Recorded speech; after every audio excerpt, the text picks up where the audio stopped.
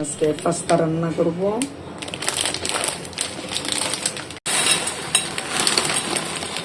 আজকে এগুলো রান্না করব। এখানে পাস্তার জন্য লবণ দিচ্ছি 2 চামচ। এখানে লবণ একটু বেশি করেই দিয়েছি। সাদা তেল, সয়াবিন তেল দিয়ে দিচ্ছি। যে পানি বলক উঠছে, এখন আমি পাস্তাগুলো দিয়ে দিচ্ছি। এগুলা 11 মিনিট রাখবো। 11 মিনিট পর্যন্ত সিদ্ধ হইলে তারপর আমি নামিয়ে ফেলবো। যে আমার পাস্তা সিদ্ধ হইতে হইতে আমি অরেগানো পাতা ছিঁড়ে নিচ্ছি। এটা আমার এখানে আমার বাগানে লাগানো আছে, সেজন্য আমি এগুলো নিচ্ছি। এগুলো দিয়ে আমি আজকে পাস্তা বানাবো। এই যে আমি রসুন কেটে নিচ্ছি, এরকম বড় বড় করে নিব। এখন আমি পাতাগুলো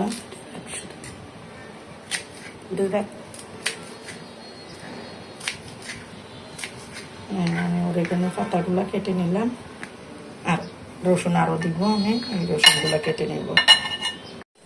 এই যে আমি এটা এখন ছেঁকে নিচ্ছি। যে অলিভ অয়েল তেল নিচ্ছি, এখন এই তেলটা আমি দিয়ে দিচ্ছি পরিমাণ মতো। এই যে রসুন কুচি দিয়ে দিচ্ছি। এগুলো কিছুক্ষণ ভাজবো।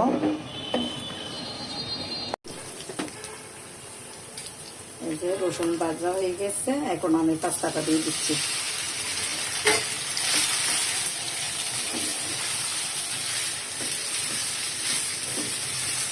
এখানে এই ডাটা দিয়ে দিচ্ছি, ম্যাজিক মশলা। এখন আমি এই পাস্তার যেগুলা অরেগানো পাতা দিয়ে দিচ্ছি। আমি এখানে গোলমরিচ অ্যাড করতাম, কিন্তু আমার নাতি নাতনিরা মরিচে খায় না, সেজন্য কোনো মরিচ এখানে ব্যবহার করতেছি না। আপনারা চাইলে মরিচ ব্যবহার করতে পারেন। এখন কেটে নিচ্ছি। পাস্তা সেকা পানিটা দিয়ে দিলাম সামান্য পরিমাণে। নামিয়ে ফেলবো।